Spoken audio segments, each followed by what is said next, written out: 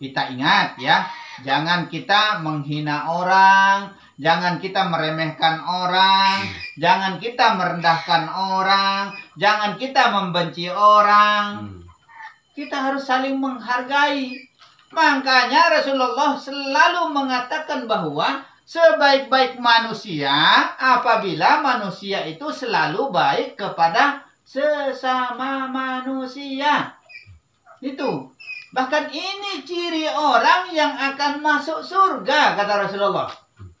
Ciri orang yang akan masuk surga itu ini yang perlu kita perhatikan. Langsung saja gunakan yang punya nama gitu. Jangan cuma atas nama.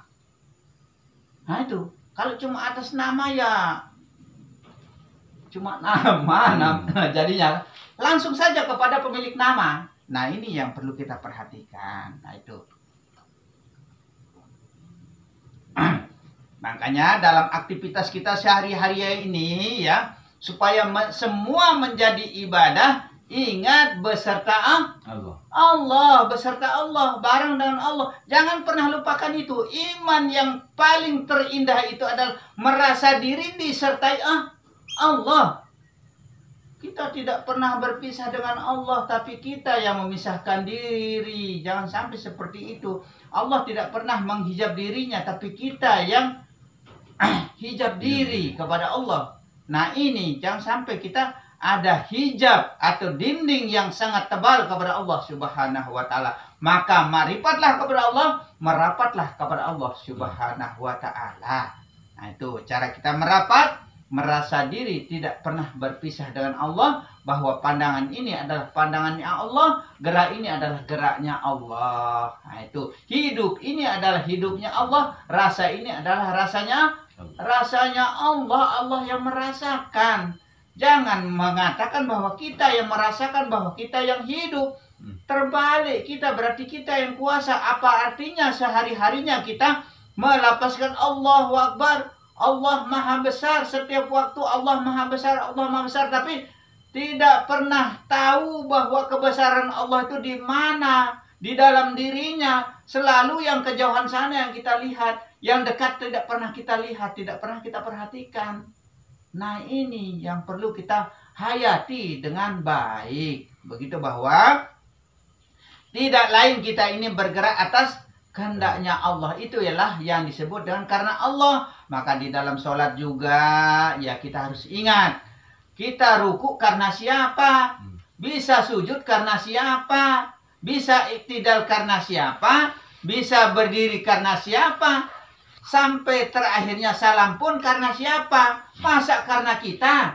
Kalau karena kita kupur, kita atas nikmat pemberian Allah, tidak mau mengakui semua itu adalah hak milik kepunyaannya Allah semua. Nah itu makanya ya kita harus berhati-hati. Makanya kita sholat itu karena Allah semata. Konsentrasi pikiran betul-betul tidak pernah lepas pikiran kita kepada Allah. Jangan sampai apapun yang kita lakukan, pergerakan kita hari-hari, aktivitas kita itu yang kita ingat di dalam sholat. Akhirnya sholat apa jadinya?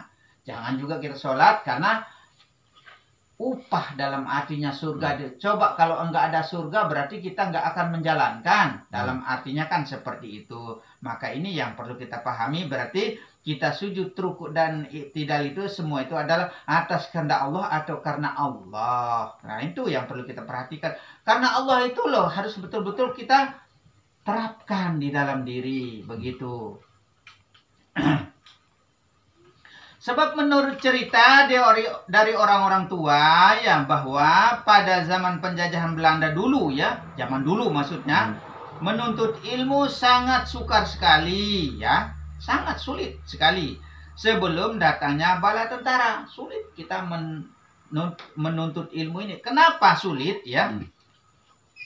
Sulit kita pelajari ilmu ini karena Belanda sudah tahu bahwa kekuatan bangsa kita ini ada di makrifat. Nah itu, ada di tasawuf. Nah, dia sudah tahu bahwa kekuatan bangsa kita di situ. Akhirnya dia berusaha keras, Belanda itu melarang. Melarang untuk belajar ilmu dalam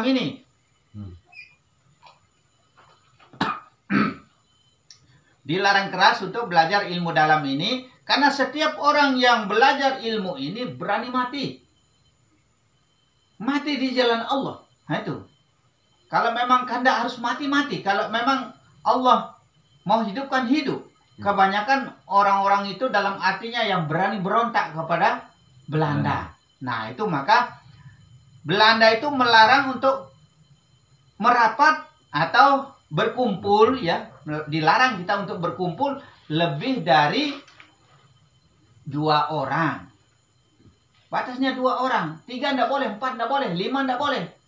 Nah kalau kita berkumpul, dikira kita belajar ilmu ini.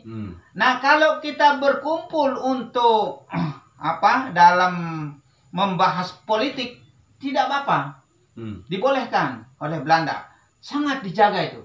Yang sangat dijaga sekali, jangan sampai kita belajar ilmu dalam ini. Itu karena dia sudah tahu bahwa kekuatan bangsa kita ada di makrifat ini. Nah itu maka sangat dilarang keras oleh Belanda. Maka kesulitan untuk mempelajari ilmu ini. Sekalipun ada caranya terdahulu belajar ilmu ini, guru dengan murid ini berdua jalan ke hutan. Ya, sekalipun disuruh apa, diperintah apa, pokoknya di mana duduk, di situ dia diajarkan. Di mana istirahat, di situ dia diajarkan. Dia bikin gubuk dimanapun, di situ dia diajarkan. Nah, akhirnya ilmu ini boleh juga disebut kaji duduk. Di atas batu dia duduk istirahat, di situ dia diajarkan. Di bawah pohon kayu dia duduk, di situ dia ajarkan. Nah, maka ilmu ini banyak yang menyebut bahwa ilmu dalam ini adalah ilmu kaji duduk, mengkaji diri sambil duduk dimanapun tempat kita duduk. Nah, seperti itu. Ini kisah-kisah ilmu ini sehingga kita sulit untuk mempelajari ilmu ini sehingga sampai sekarang masih dirahasiakan. Sekarang sudah zaman modern. Zaman modern masih saja dirahasiakan ilmu ini. Nah, tapi insya Allah sekarang sudah terbuka luas. Saya sudah melihat juga sebagian besar ulama kita dari manapun sudah membuka ilmu ini. Insya Allah dengan izin Allah ya, bukan karena kita ya, bukan karena jasad zahir ini maksudnya ya. Kalau memang ada ya, terpaksa dilakukan secara sembunyi-sembunyi. Tuh. Caranya mengajarkan zaman dulu itu sembunyi-sembunyi. Akan tetapi lain sekali dengan pelajaran ilmu fikih. Itu syariat maksudnya toh. Kalau ilmu fikih itu sedikitnya ada kebebasan, dibebaskan oleh Belanda. Karena ilmu fikih itu dalam artinya masih ilmu dasar. Nah itulah dasar pemahaman, kemendalam begitu maksudnya. Sehingga perkembangan ilmu tersebut agak terlambat ya. Hal ini disebabkan adanya 2 faktor, yaitu ini faktornya ya. Adanya larangan untuk berapat. Nah, itu seperti yang saya kisahkan tadi, dan berkumpul dari pemerintah Belanda ya, walaupun telah ditujukan kepada kegiatan politik namun tidak ngebutut kemungkinan terlibatnya mereka yang telah menuntut ilmu dengan menggunakan suatu kaji duduk. Sekalipun ini masih saja kesulitan ya. Nah itu makanya dijalankan secara kaji duduk, caranya di mana-mana itu. Pendirian dari kalangan para ulama sendiri ya, ini karena mereka terlalu berhati-hati di dalam mengajarkan ilmu ya. Terlalu berhati-hati. Kecuali pada mereka yang sudah dianggap telah memenuhi syarat. Nah itu. Ulama-ulama terdahulu itu berhati-hati caranya mengajarkan ilmu ini. Kecuali bukan dirahasiakan sebenarnya. Kecuali kepada orang-orang tertentu. Orang yang bisa memahami ilmu ini ya. Yang bisa memahami ya, orang-orang yang wadahnya besar, dalam artinya pertama orang tua lebih bagus karena hanya mati yang dipikirkan. Orang yang wawasan pemikirannya luas, IQ daya pikirnya maksudnya kuat. Nah, orang pintar lah dalam artinya pintar sekalian, bodoh sekalian. Itu syaratnya orang yang bisa mempelajari ilmu ma'rifat ini. Kalau di luar itu tidak masuk. Nah, tidak masuk ilmu ini. Nah, itulah. Makanya sekarang insya Allah dan izin Allah ilmu ini sudah terbuka luas ya. Insya Allah, dan kita sendiri juga kita sudah buka ilmu ini ya. Kita sudah buka ilmu ini perlahan-lahan sedikit demi sedikit. Insya Allah lama-lama akan menjadi bukit. Nah, karenanya bangsa penjajah tidak senang terhadap ilmu tasawuf ya. Bahkan bangsa penjajah telah melarang kepada masyarakat. Melarang kepada masyarakat itu mempelajarinya. Tuh, dilarang untuk mempelajarinya ya. Dikarenakan mereka telah mengira bahwa kekuatan bangsa kita terletak di dalam ilmu tasawuf tersebut. Nah itu. Meskipun demikian adanya larangan untuk mempelajarinya, masyarakat yang telah menuntut ilmu tasawuf sedikit pun tidak merasa gentar atau takut kepada pemberontak penjajah. Tidak pernah merasa takut juga. Nah itu, tidak rasa gentar dia. Nah itu, maka masa sekarang sudah bebas kita, tidak ada yang kita takuti, tidak ada Belanda, tidak ada apa yang kita takuti. Kita sudah bebas dari penjajahan. Masih saja kita mau rahasiakan ilmu ini, masih saja kita mau sembunyikan ilmu ini. Wah, sampai kapan kita mau sembunyikan ilmu ini? Begitu. Tapi ingat ya, setiap manusia punya kelebihan dan punya kekurangan dalam keilmuan ya. Ini harus dipahami ini. Harus mau diakui. Nah itu. Setiap manusia punya kelebihan dan punya kekurangan. Nah itu. Contoh saja ya. Apa yang ada pada diri saya belum tentu dipahami sama Mas Endang ini ya. Nah itu. Dan apa yang ada pada diri Endang belum tentu saya tahu dalam artinya keseluruhan pengetahuannya. Nah seperti itu. Ini kita harus sadari ini. Kita harus akui. Nah itu. Jangan kita merasa diri kita yang lebih tahu. Jangan kita merasa diri kita itu lebih pintar. Lebih ahli. Lebih segala-galanya. Termasuk sombong kita. Sombong kita jadinya. Kalau kita merasa diri lebih bisa, lebih tahu, lebih pintar. Apalagi kalau kita sudah berpangkat, ya, wah merasa diri paling di atas mereka lah dalam arti tidak boleh sebenarnya. Tidak lain hanyalah kesombongan diri ya. Sombong kita jadinya. Sombong karena kepintaran kita, karena keahlian kita, karena kelebihan kita. Jangan sampai kita seperti itu.